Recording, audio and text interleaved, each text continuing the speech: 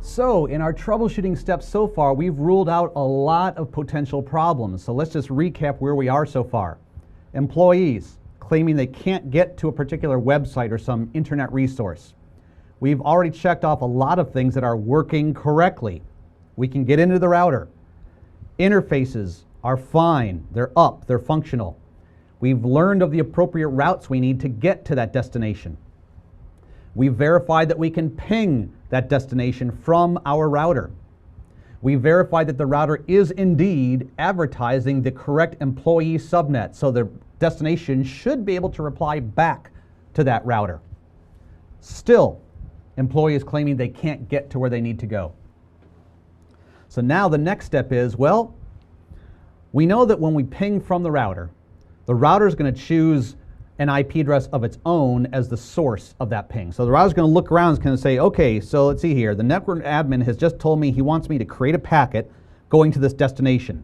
Of all the interfaces I have, which interface do I use to get to that destination? Oh, according to my routing table, I use Fast Ethernet 1.1 to get to that destination. Okay, whatever IP address is on Fast Ethernet 1.1, that's what I'll use as my source as I create those packets. So now what we need to do is we need to tell the router, nope, I want to control what you use as a source. As a matter of fact, when you create those packets, I want the source address to actually look like it's coming from the employee. Let's test it. If we make the router look like it's coming from the employee, will we still have the same problems that the employee has? Meaning suddenly we can't get there.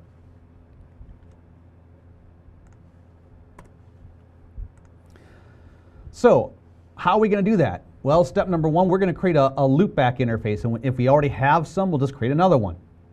And when we create that loopback interface, we're going to intentionally put an IP address on there that matches the employee. So let's say it was Sally that called me up. And Sally said, hey, Keith, how you doing? Oh, great. Hey, I just catch the game last night. Oh, yeah. Well, guess what? I can't get to the internet. It's your fault. Okay, hold on, Sally.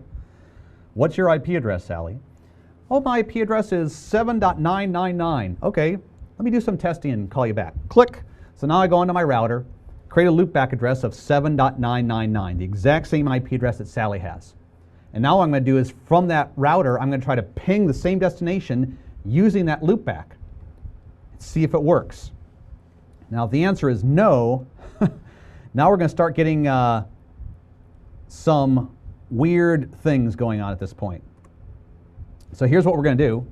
Create the loopback, put the same IP address on it as the employee has, and then try to ping with the keywords of source, and then use that loopback as the source. Troubleshooting. At this point, we're pretty much just down to a show run. And we're just going to be looking for some weird commands that shouldn't be in there. I mean, everything that we've done up to this point seems to indicate that this should not be a problem. Remember, the router can get to the destination. We've verified the router is advertising the employee subnet, so the destination should be able to reply to the subnet.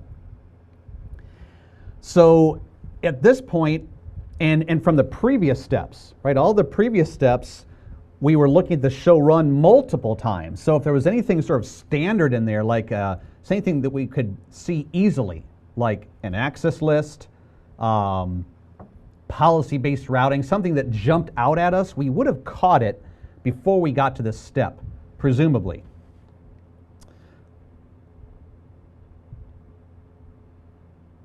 So at this point, if this doesn't work, we're really just going to be looking for, I don't even know what we would look for. Chances are it probably would not even be on this router. Whatever is causing this issue most likely is not on your default gateway anymore. It's either something that's upstream, or more likely it's something closer to the employee. Like in this case, if I got to, so here's my actual topology. And let's just say that the employee, let's just give that employee an IP address of 1.1.1.7. Okay.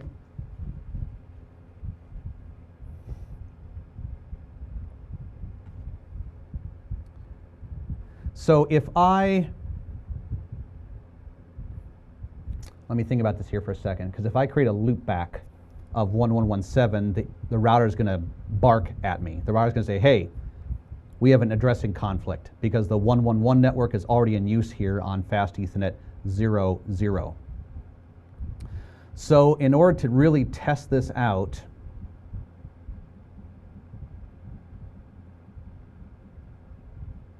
let's try something for just a moment, because I know that a loopback, you can create a /32 address, which is something that you can only do on logical interfaces.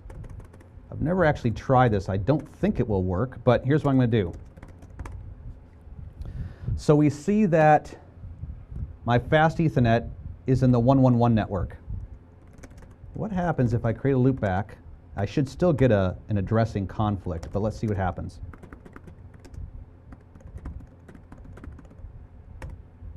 Yeah, overlaps. Okay. That's what I thought.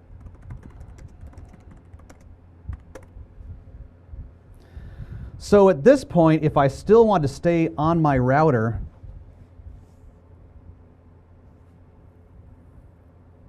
the only choice I would have is to basically go to my interface, this interface right here, and change it to be 1.1.1.7. But that would be problematic, because if a whole bunch of people are using 111 as their default gateway and all of a sudden I change it to 1117, now they're going to lose a lot more resources. Now they're not only going to lose their internet resources, but they're going to lose access to all of my internal networks as well. So if this is happening at the end of the day, maybe I can say, okay, Sally, I'll test this overnight and get back to you.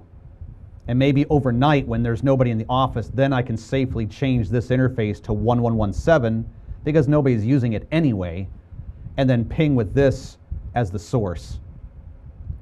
But the idea here is I'm trying to make the default gateway have the exact same IP address as the employee who's having the problems, and see if I can replicate the problem on the default gateway. It actually could still be an access list problem as I'm thinking this through, because let's think about this for a moment. In the previous steps, we said, number one, can I get into the router? Yes.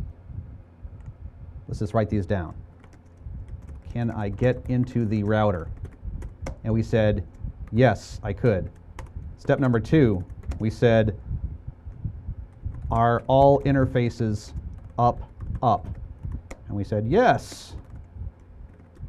Step three, does router have relevant routes to destination? We said yes. This is what's led us to this step. Is router advertising upstream the employee subnets? And the answer was yes. And then I might be getting these a little bit out of order, but can I ping the destination from the router? The answer was yes. Actually, I think that was like in between steps 2 and 3. But either way, if I've said yes to all these problems, chances are I haven't probably even looked at the running config yet. Because I was able to do all of this stuff with basically just pings, show IP interface brief, and show IP protocol. So there could be an access list that was implemented in here that I haven't spotted yet, because I didn't bother to do any show run up to this point. So that could be the problem. Maybe somebody hacked into the router and they implemented an access list that I just haven't seen at this point due to my troubleshooting efforts. Somebody in the live audience is saying, well, couldn't I just do this? If the website I'm trying to ping is, let's say, website number 2, couldn't I just ping website number 2 from a source of 1111, which is the IP address currently on my router? The thing I was trying to determine was, if I ping with the actual IP address of the employee, is it failing? You could start by pinging with the source IP address of your router. So the comment is saying, let's use this IP address first as a source.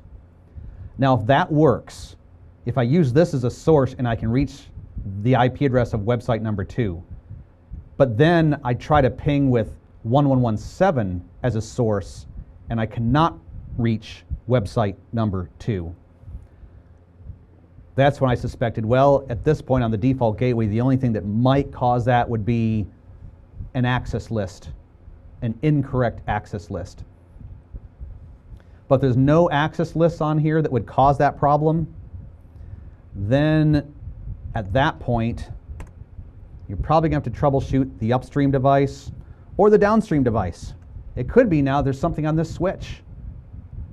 It could be something on the switch that's causing the issue.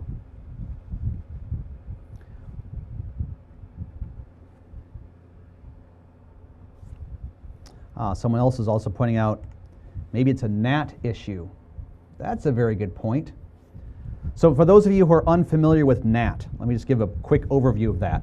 NAT stands for Network Address Translation. Network Address Translation.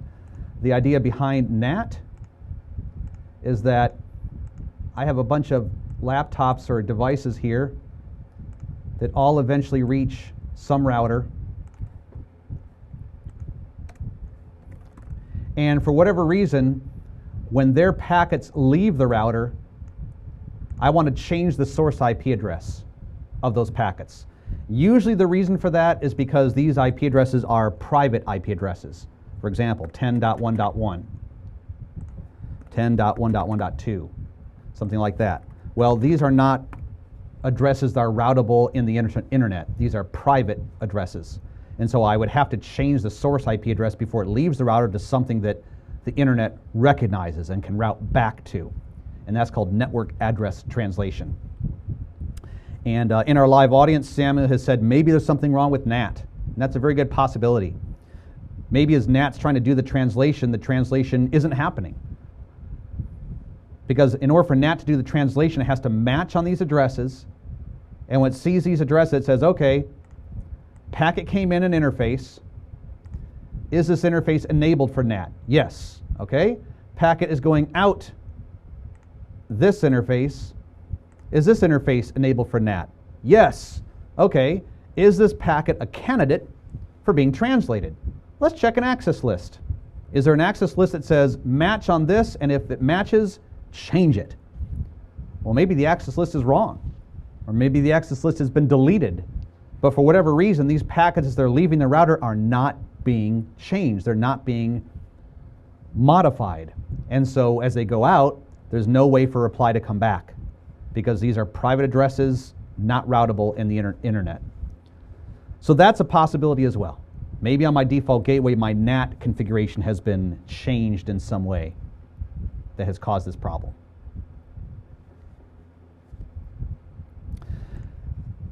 So that concludes this particular section. Now in the next section, which is pretty much the end, we're going to say, okay, from my default gateway, I've done everything I possibly can. My default gateway interfaces are good. I have a route to the destination. I've verified that the destination should be able to get back to me because my router is advertising the correct routes. I've pinged the destination from the router. I can get there. I've even caused the router to generate a ping that looks exactly like the source that the host would have used. A ping that the source address is the same as Sally, as my troublesome employee. And that is successful. And yet still, the employee says they can't get there. What's left to do at that point? In our final video, we'll cover that.